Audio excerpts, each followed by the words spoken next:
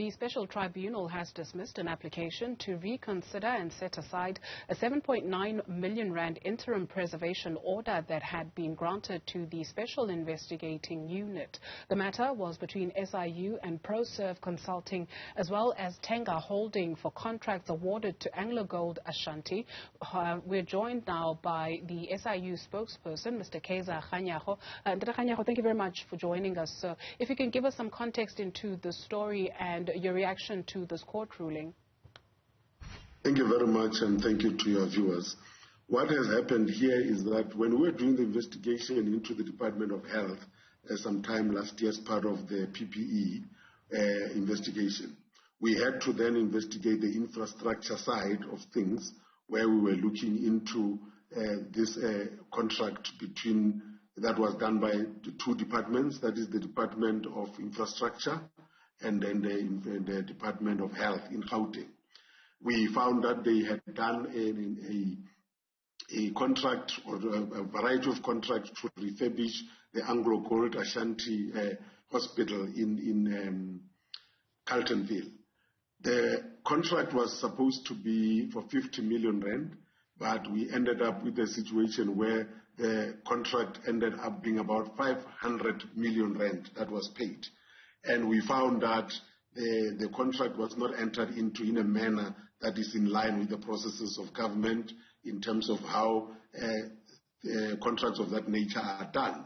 And we then when we did the investigation, we found all these companies that were involved, and these two companies received money from the department, and we found they still had about 7.9 million rand in their bank account. That is why in September last year, we went to the Special Tribunal to make sure that the Special Tribunal gives us an order to preserve those monies in the bank account, which we did.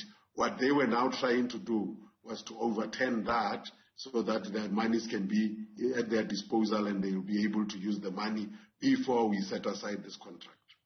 And the interim preservation order stands. What does that ultimately mean?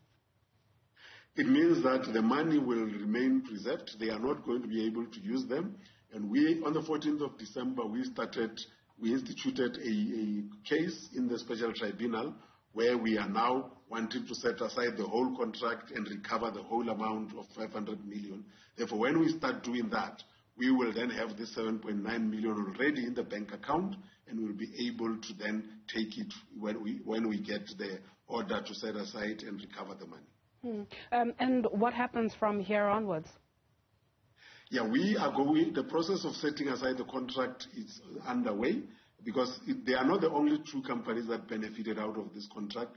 And those that did not have money in their bank account, what we are then going to do is to recover from the assets that they would have used the money for, and then recover all this money. Because if you remember, this hospital was refurbished at the beginning of COVID, but up to so far, I think less than 10 people were housed in that hospital, and that is really an indication of an expense that was done without considering the fact that the money was used for no apparent reason, because there was not a necessity for that hospital to be refurbished, because in between this hospital is in between two private hospitals that were never even full during that COVID period. Kganyago, what then happens in terms of consequences outside of, the preservation order, the interim preservation order, where you are freezing these funds? It has been found that this is irregular expenditure. What happens, I guess maybe I'm asking from, a prosecution's point of view?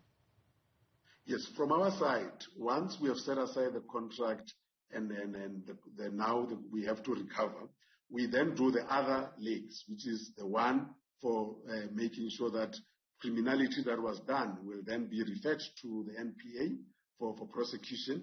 And then with the department, as we speak, we have already sent referrals to the department in relation to disciplining of the people who were involved in this particular transaction, because that part has already been sent, and I think the department will, in due course, deal, both Department of Infrastructure and the Department of Health. They will then have to deal with those people in terms of employer-employee relations. That part is already done. The recovery process has started. We are in the process of finalizing, sending it for the referral for prosecution. Mr. Kaizer Kganyago speaks for the Special Investigating Unit. Thank you, sir, for availing yourself.